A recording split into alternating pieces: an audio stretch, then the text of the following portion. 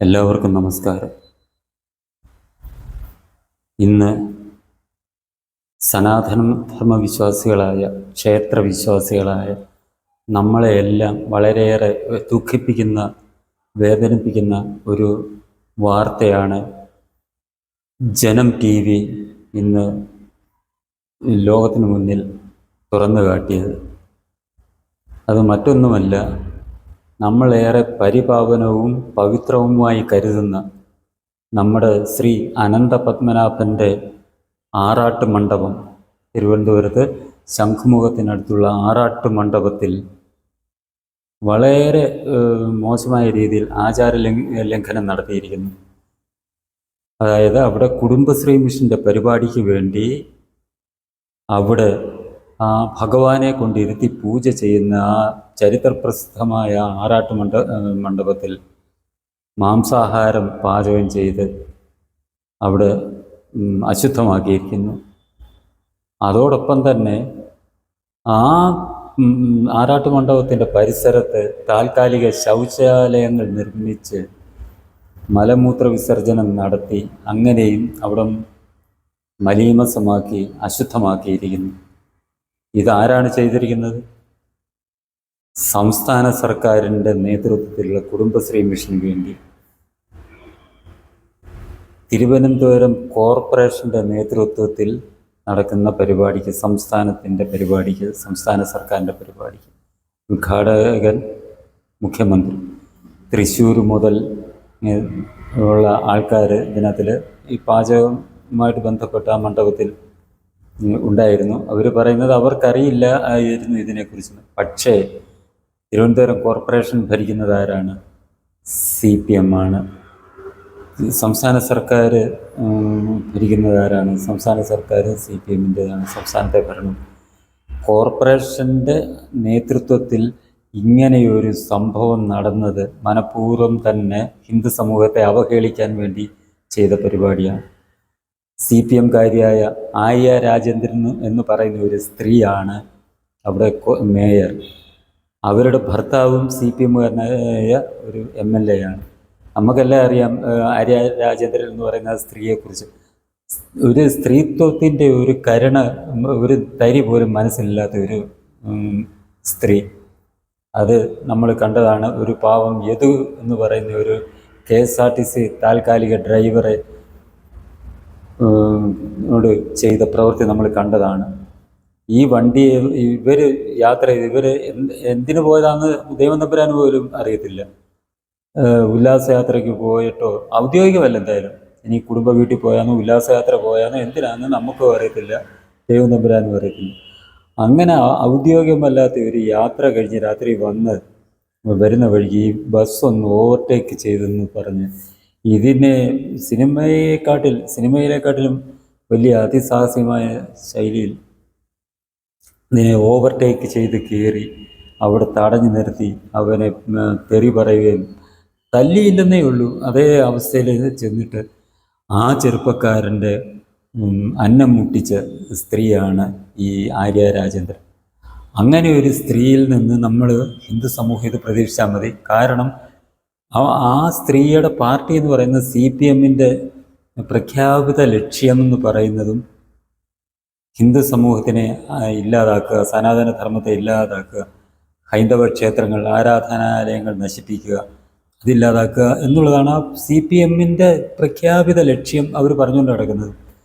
ഈ അടുത്ത സമയത്ത് തന്നെ കുറേ ജില്ലാ സമ്മേളനങ്ങളിൽ നിരന്തരം അവരുടെ നേതാവ് സംസ്ഥാന സെക്രട്ടറി ഗോവിന്ദൻ സനാതനധർമ്മ വിശ്വാസികളെ എത്ര വൃത്തികെട്ട രീതിയിലാണ് മോശക്കാരാക്കിയത്.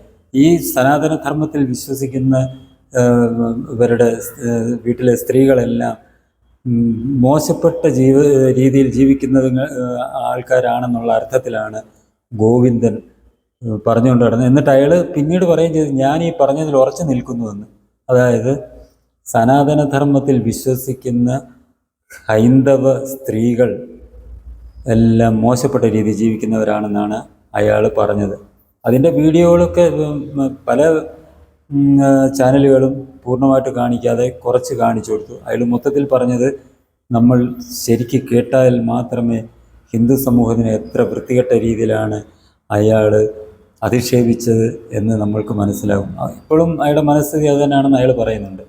എന്ന് പറയുന്നതിൻ്റെ കൂട്ടാണ് ഈ ആര്യ രാജേന്ദ്രൻ എന്തായാലും ആ പാർട്ടിയുടെ മെമ്പറാണ്, ആ പാർട്ടിയുടെ അംഗമായതുകൊണ്ട് മാത്രം ഈ മേയർ സ്ഥാനത്ത് വന്നെത്തിയ ഒരു സ്ത്രീയാണ്. ഈ സ്ത്രീക്ക് എങ്ങനെയും അവരുടെ അധീനതയിലാണ് തിരുവനന്തപുരത്തെ ഈ കുറേ പ്രധാനപ്പെട്ട പണ്ട് കാലത്ത് രാജാക്കന്മാരുടെ കാലത്ത് അവരുടെ കയ്യിലുണ്ടായിരുന്ന കുറേയേറെ ക്ഷേത്രവുമായിട്ട് ബന്ധപ്പെട്ട സ്ഥാപനങ്ങൾ, ഈ പിന്നെ നമ്മുടെ പൂജപ്പുരയിലെ സരസ്വതി മണ്ഡപം, ഇതേപോലുള്ള കാര്യങ്ങളൊക്കെ ഇവിടെ മൊത്തം നശിപ്പിക്കുക എന്നുള്ളതാണ് ഈ CPM ഈ ആര്യ രാജേന്ദ്രൻ എന്ന ഈ സ്ത്രീയിൽ കൂടി ചെയ്തുകൊണ്ടിരിക്കുന്നത്. ഒന്ന് ആലോചിച്ച് നോക്കുക, നമ്മൾ എത്രമാത്രം പരിപാവനമായിട്ട് കാത്തു സൂക്ഷിക്കുന്ന ഒരു സ്ഥലമാണ് ഈ ആറാട്ട് മണ്ഡപം. അതിനകത്തിൽ എന്ത് നടക്കുന്നു എന്ത് വൃത്തിയോട് നടക്കുന്നു എന്ന് പുറം ലോകം അറിയാതിരിക്കാനായിട്ട് വളരെ വലിയ ഷീറ്റിട്ട് മറച്ചു. അവിടെ എന്തൊക്കെയാണ് വൃത്തിയോട് നടക്കുന്നതെന്ന് ലോകം അറിയരുത് എന്ന് വെച്ചാൽ ഹിന്ദു സമൂഹം പ്രതിഷേധിക്കും എന്നുള്ളത് അറിയാവുന്നതുകൊണ്ട് അത് മറച്ചു വെച്ചിട്ട് അതിനകത്തിലാണ് ഈ താൽക്കാലിക ശൗചാലയങ്ങളും മാംസ ആഹാരവും പാകം ചെയ്തത്. ഈ മണ്ഡപത്തിൻ്റെ പ്രാധാന്യത്തെക്കുറിച്ച് ആലോചിച്ച് നോക്കും. നമ്മുടെ പത്മനാഭസ്വാമി ക്ഷേത്രത്തിലെ ആറാട്ടിന് തിരുവനന്തപുരം വിമാനത്താവളം അടച്ചിട്ട് ആ വിമാന ഗതാഗതം പോലും വ്യോമഗതാഗതം പോലും പിന്നെ നിർത്തി വെച്ചുകൊണ്ട് വിമാനത്താവളം അടച്ചിട്ടുകൊണ്ടാണ് ഈ നമ്മുടെ ആറാട്ട് ഘോഷയാത്ര നടക്കുന്നതും വരവേൽപ്പുമെല്ലാം. അങ്ങനെ ആറാട്ട് കഴിഞ്ഞ് ഭഗവാൻ വന്നിരുന്ന് അവിടെ ഭഗവാനെ ഇരുത്തി പൂജകൾ നടത്തുന്ന മണ്ഡപത്തിലാണ് ഇത്രമാത്രം തെമ്മാടിത്തരവും തോന്നിയവാസവും CPM അവിടെ കാണിച്ചു കൂട്ടിയിരിക്കുന്നത്. ഇതെന്തുകൊണ്ടാണ് ഇതൊക്കെ സംഭവിക്കുന്നത്? ഹിന്ദു സമൂഹം ഇവരെന്ത് തോന്നിയവാസം കാണിച്ചാലും ഹിന്ദു സമൂഹം പ്രതികരിക്കാത്തത് കൊണ്ട് തന്നെ. ഇവരുടെ ഒരു നേതാവ് നേരത്തെ പറഞ്ഞിരുന്നു, ഒരു ക്ഷേത്രം തകർന്നാൽ എത്രയും അന്ധവിശ്വാസം പറയുന്നു. അവന് ഏത് രീതിയിൽ അവനൊക്കെ ഇതൊക്കെ പറയാം. കാരണം അവൻ്റെയൊക്കെ ഉദ്ദേശം ഇതേ ഉള്ളൂ, ഇവിടെ ഹിന്ദു വിശ്വാസം ഇല്ലാതായാൽ ഇവരുടെ ഈ പാർട്ടിക്ക് ഇവിടെ നിലനിൽപ്പുണ്ടാകൂ എന്നുള്ളത് ഇവർക്ക് ബോധ്യമായി. നമ്മുടെ ഈ സനാതനധർമ്മത്തിനെ മാത്രമാണ് അവർ ലക്ഷ്യം വെക്കുന്നത്. സനാതനധർമ്മത്തിൻ്റെ ക്ഷേത്രങ്ങളെ നശിപ്പിച്ചാൽ, അതിൻ്റെ ശക്തി ക്ഷയിച്ചാൽ, ഇതേപോലുള്ള വൃത്തികേടുകൾ കാണിച്ച് അശുദ്ധമാക്കി ശക്തി ക്ഷയിച്ചാൽ ഹിന്ദു സമൂഹത്തിന് മാനസികമായി വിഷമമുണ്ടാകും. അങ്ങനെ അവർ ഒരല്പം പുറകോട്ട് പോകും. അവരെ മാനസികമായി ശക്തി ക്ഷയിപ്പിക്കാം എന്നൊക്കെയുള്ള ചില തെറ്റായ ധാരണകളാണ് ഇതൊക്കെ ചെയ്യാൻ കാരണം. പിന്നെ വേറൊരു ഇതൂടെ കാണും, ഇങ്ങനെ നിരന്തരം ഇങ്ങനെ ഹൈന്ദവ ക്ഷേത്രങ്ങൾക്കെതിരെ ഇങ്ങനത്തെ തോന്നിവാസം കാണിച്ചാൽ ചില ഹൈന്ദവ വിശ്വാസികൾ ഇതിൽ മനം മടുത്ത് എൻ്റെ ദൈവത്തിനെ ഇങ്ങനെ അധിക്ഷേപിക്കുന്നല്ലോ, എനിക്കത് സഹിക്കുന്നില്ലല്ലോ എന്ന് കരുതുന്ന ചില ആൾക്കാർ ഈ ഹിന്ദുധർമ്മത്തിൽ നിന്നും മതപരിവർത്തനം നടത്തി മറ്റേതെങ്കിലും മതത്തിലോട്ട് പോകും എന്നാണ് ഇവർ ഈ CPM ധരിച്ചിരിക്കുന്നത്. കുറേയേറെ ആൾക്കാരെങ്കിലും അങ്ങനെ ഈ ഹിന്ദുമതം വിട്ടു പോകും എന്നാണ് CPM വിചാരിച്ചിരിക്കുന്നത്. CPMൻ്റെ ഉദ്ദേശവും അതാണ്. അതുകൊണ്ടാണ് സനാതനധർമ്മത്തെ വളരെ മോശമായിട്ട് ഗോവിന്ദനെ കൂട്ടുള്ളവർ അധിക്ഷേപിക്കുന്നു. റിയാസ് പറയുന്നു ഗണപതി മിത്താണെന്ന് പറയുന്നു. ഇവനൊക്കെ ഈ രീതിയിൽ ആക്ഷേപിച്ചിട്ട് ഇതേപോലെ ക്ഷേത്രങ്ങളിലെ ശക്തി ക്ഷയിപ്പിക്കാൻ വേണ്ടി അശുദ്ധമാക്കുന്നു. ഇങ്ങനെയൊക്കെ കുറേ ചെയ്തു കഴിയുമ്പോൾ കുറേ ഹിന്ദുക്കൾ, മനസ്സിന് കട്ടിയില്ലാത്ത ഹിന്ദുക്കൾ ഈ മതം ഉപേക്ഷിച്ച് മറ്റു മതങ്ങളിലേക്ക് പോകും എന്നാണ് ഈ CPM പ്രതീക്ഷിക്കുന്നതും ഇത്തരം പ്രവർത്തികളിലൂടെ CPM ലക്ഷ്യം വെക്കുന്നതും. പക്ഷേ ഇവരറിയുന്നില്ല, ഈ വിദ്വാൻമാരറിയുന്നില്ല, എത്രമാത്രം നശിപ്പിക്കാൻ ശ്രമിച്ചാലും നശിക്കുന്ന ഒരു ധർമ്മമല്ല ഈ സനാതന ധർമ്മം. നിങ്ങൾ ഏതൊക്കെ രീതിയിൽ ഇതിനെ ഇല്ലാതാക്കാൻ ശ്രമിച്ചാലും ഒന്നിനൊന്ന് ശക്തി പ്രാപിച്ചു വരികയുള്ളൂ ഈ ധർമ്മം. അത് നിങ്ങൾ ചിന്തിക്കേണ്ട കാര്യം. ഈ സനാതനധർമ്മത്തിൽ വിശ്വസിക്കുന്ന ജനവിഭാഗം ഒരു കാര്യം ചിന്തിക്കണം. നമ്മളിത് എത്ര നാൾ ഇതേപോലുള്ള അപമാനങ്ങൾ സഹിച്ചും നമ്മൾ ജീവിക്കും? എത്ര നാൾ ഇത് നമ്മൾ ക്ഷമിക്കും? ഈ ക്ഷമയുടെ നെല്ലിപ്പലക കണ്ടു നിൽക്കുന്ന സമയമാണിപ്പോൾ എന്നുള്ളത് നമ്മൾ ചിന്തിക്കുക. നമ്മുടെ സനാതനധർമ്മത്തിനും ക്ഷേത്രങ്ങൾക്കും എതിരായിട്ടുള്ള പ്രവർത്തനങ്ങൾ നമ്മൾ ശക്തമായി ചെറുത്തു തോൽപ്പിക്കുക. ആയുധത്തിലൂടെയോ സമരത്തിലൂടെയോ അല്ല, നമ്മൾ സമാധാനത്തിലൂടെ, നമ്മൾ ശാന്തിയിലൂടെ, നമ്മുടെ ഹൈന്ദവതയുടെ സനാതനധർമ്മം പഠിപ്പിച്ചിരിക്കുന്ന അഹിംസയിലൂടെ നമ്മൾ ശക്തമായി ചെറുക്കുക. ഈ ഒരു വിഭാഗം, ഈ CPM എന്ന് പറയുന്ന ഈ ഒരു മനുഷ്യത്വരഹിതമായ, മനുഷ്യത്വത്തിന് ഏറ്റവും നാണക്കേടുണ്ടാക്കുന്ന, ജനാധിപത്യത്തിന് വിശ്വാസമില്ലാത്ത ഈ CPM എന്ന് പറയുന്ന ഈ ഒരു പ്രസ്ഥാനം ഇനി ഒരിക്കലും നമ്മുടെ കേരളത്തിൽ ഭരണത്തിൽ വരാതിരിക്കാനുള്ള നിലപാടുകൾ നമ്മൾ ഓരോ വിശ്വാസികളായിട്ടുള്ള ഹിന്ദുക്കളും കൈക്കൊള്ളുക. കാരണം ഇവർ അധികാരത്തിൽ വന്നാൽ വീണ്ടും നമ്മൾ അനുഭവിക്കേണ്ടി വരും. കോൺഗ്രസ് ഭരിച്ചോട്ടെ എന്ന് നമ്മൾ ചിന്തിക്കുക. കോൺഗ്രസ് ഭരിച്ചാൽ ഇതേപോലുള്ള ഹിന്ദുക്കൾക്കെതിരായിട്ട് അവർക്ക് ഗുണം ചെയ്യുന്നില്ലെങ്കിലും നമ്മുടെ ക്ഷേത്രങ്ങൾ തകർക്കാനുള്ള ഒരു നടപടികളും അവർ എടുക്കുന്നില്ല. അപ്പോൾ തീർച്ചയായിട്ടും ഇനി 100 വർഷം കോൺഗ്രസ് ഭരിച്ചാലും കമ്മ്യൂണിസം എന്ന് പറയുന്ന ഒരു പ്രസ്ഥാനം നമ്മുടെ കേരളം ഭരിച്ചാൽ അത് ഈ നാട്ടിലെ ഹിന്ദു സമൂഹത്തിൻ്റെ സർവനാശമായിരിക്കും ഉണ്ടാവുക. കാരണം അവരതിനെ ആ രീതിയിലാണ് ചെയ്തുകൊണ്ടിരിക്കുന്നത്. ക്ഷേത്രങ്ങളുടെ ചൈതന്യം നശിപ്പിക്കുക എന്നുള്ള ഉദ്ദേശമാണ് ഇവർ കാണിക്കുന്നത്. ഇവരെന്തുകൊണ്ടും മറ്റ് ആരാധനാലയങ്ങളുടെ ഒരു ബന്ധപ്പെട്ട് ഒരു പ്രദേശവും ഇതേപോലെ അശുദ്ധമാക്കാത്തത്, ഇതുപോലെ ദുരുപയോഗം ചെയ്യാത്തത്? ഹൈന്ദവ ക്ഷേത്രങ്ങൾ അത് അറിയാമല്ലോ, വൈദിക വിധി പ്രകാരം നമ്മൾ പ്രതിഷ്ഠ നടത്തുന്ന ഒരു ക്ഷേത്രമാണ്. അതുമായിട്ട് ബന്ധപ്പെട്ട ആചാരങ്ങളാണ്. അതിൽ ഇതേപോലെ അശുദ്ധവും ലോപവും ഒക്കെ വരുത്തിയാൽ സ്വാഭാവികമായിട്ടും അതിൻ്റെ ചൈതന്യത്തിന് കുറവുണ്ടാകും. ആ ചൈതന്യത്തിന് കുറവുണ്ടാകുമ്പോൾ ആ ക്ഷേത്രത്തിന് തന്നെ ഒരുപാട് ശക്തിക്ഷയം ഉണ്ടാകും. അതാണ് ഇവരുടെ ലക്ഷ്യവും ഇവർ ഉദ്ദേശിക്കുന്നത്, CPM ഉദ്ദേശിക്കുന്നത്. ഇതിനെ നമ്മൾ സമാധാനപരമായ മാർഗത്തിൽ കൂടി നമ്മൾ ചെറുക്കുക, ഇത്തരം ശക്തികളെ നമ്മൾ തോൽപ്പിക്കുക. ഇതൊക്കെ ഉള്ളു നമ്മുടെ ധർമ്മത്തിനെ സംരക്ഷിക്കാൻ നമ്മൾക്ക് ചെയ്യാവുന്ന കാര്യങ്ങൾ. ഇക്കാര്യങ്ങൾ ചെയ്യുന്നില്ല എങ്കിൽ പിന്നെന്തിന് നമ്മൾ ഹിന്ദു വിശ്വാസിയാണ്, ക്ഷേത്രവിശ്വാസിയാണ് എന്ന് പറഞ്ഞ് നമ്മൾ പ്രവർത്തിക്കുന്നു, എന്ന് പറഞ്ഞ് നമ്മൾ ഊറ്റം കൊള്ളുന്നു, എന്ന് പറഞ്ഞ് നമ്മൾ സമാധാനമായിട്ട് കിടന്നുറങ്ങാൻ പറ്റുമോ?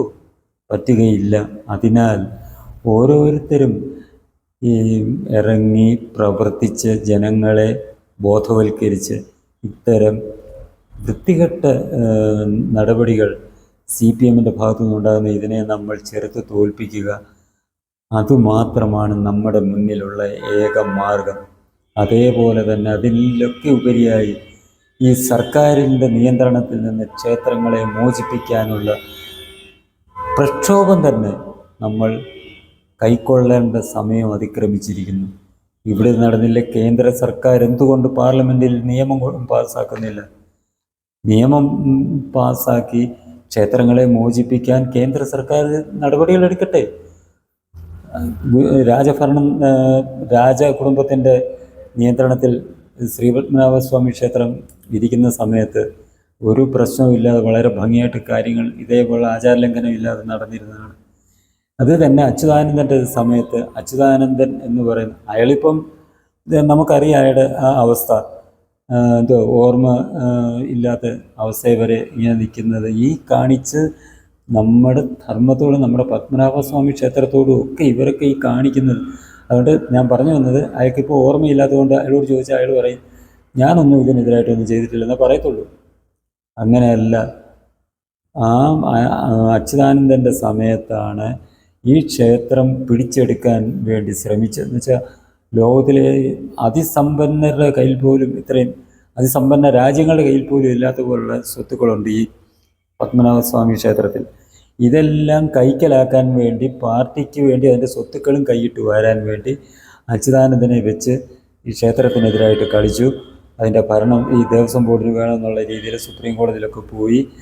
ഇപ്പോഴും അതിൻ്റെ രാജകുടുംബത്തിൻ്റെ കയ്യിൽ നിന്ന് അത് കുറച്ചൊക്കെ ക്ഷേത്രഭരണം പോയതോടുകൂടിയാണ് ഈ ക്ഷേത്രത്തിലെ ആചാരങ്ങൾക്കെല്ലാം ലോപം സംഭവിച്ചത്. സർക്കാരിൻ്റെ പ്രതിനിധിയും അതിനകത്തിൽ ഉൾപ്പെട്ടതോടുകൂടി അതെല്ലാം ലോപം സംഭവിച്ചു. അപ്പോൾ അയാളോട് ചോദിച്ചാൽ ഞാൻ മുമ്പേ പറഞ്ഞിരുന്നു, അയാളോട് ചോദിച്ചു കഴിഞ്ഞാൽ അയാൾ പറയും എനിക്കൊന്നും അറിയത്തില്ല, ഞാൻ ഇങ്ങനൊന്നും ഒരു നടപടി എടുത്തില്ല. കാരണം അയാൾക്കിപ്പോൾ ഓർമ്മയുടെ ആ അസുഖം അൽഷിമേഴ്സോ അങ്ങനെ എന്തോ ഒരു അസുഖത്തിൽ ആയത് കാരണം അയാൾക്കിതൊന്നും ഓർമ്മ കാണത്തില്ല. പക്ഷേ അയാളുടെ കാലത്താണ് നമ്മുടെ ഈ ശ്രീപത്മനാഭസ്വാമി ക്ഷേത്രവും നശിപ്പിക്കാൻ വേണ്ടിയുള്ള പ്രവർത്തനങ്ങൾക്ക് തുടക്കം കുറിച്ചത്. ഇത് കാരണം നമ്മൾ ഒന്ന് ചിന്തിക്കുക, പ്രവർത്തിക്കുക. നമ്മുടെ ക്ഷേത്രങ്ങൾ ഇത്തരം വൃത്തികെട്ട ശക്തികളിൽ നിന്നും നമ്മൾ, അതായത് CPM പോലുള്ള ശക്തികളിൽ നിന്നും സർക്കാരിൽ നിന്നും മോചിപ്പിച്ച് വിശ്വാസികളുടെ ഭരണത്തിൻ്റെ കീഴിൽ കൊണ്ടുവരാൻ ശ്രമിക്കുക. ആചാരങ്ങൾ പൂർവാധിക ശക്തിയോടെ ആചാരാനുഷ്ഠാനങ്ങൾ ആ ക്ഷേത്രങ്ങളിൽ നടത്താൻ നമ്മൾ തയ്യാറാകുക. എങ്കിൽ മാത്രമേ നമ്മൾ സനാതനധർമ്മവും നമ്മുടെ ക്ഷേത്രങ്ങളും രക്ഷപ്പെടുകയുള്ളൂ, അത് നമുക്ക് കാത്തു സൂക്ഷിക്കാൻ കഴിയുകയുള്ളൂ എന്ന് മാത്രം വിശ്വാസികളോട് ഞാൻ ഈ തരുണത്തിൽ അറിയിക്കുകയാണ്. എല്ലാവർക്കും നല്ലത് വരട്ടെ, ജഗദീശ്വരൻ്റെ അനുഗ്രഹം ഉണ്ടാകട്ടെ എന്ന് പ്രാർത്ഥിക്കുന്നു. ഈ ചാനൽ നിങ്ങൾക്കിഷ്ടമായെങ്കിൽ സബ്സ്ക്രൈബ് ചെയ്യുക, ഒപ്പം തന്നെ ലൈക്ക് ചെയ്ത് ഷെയർ ചെയ്ത് ബെൽ ബട്ടണും അമർത്തുക.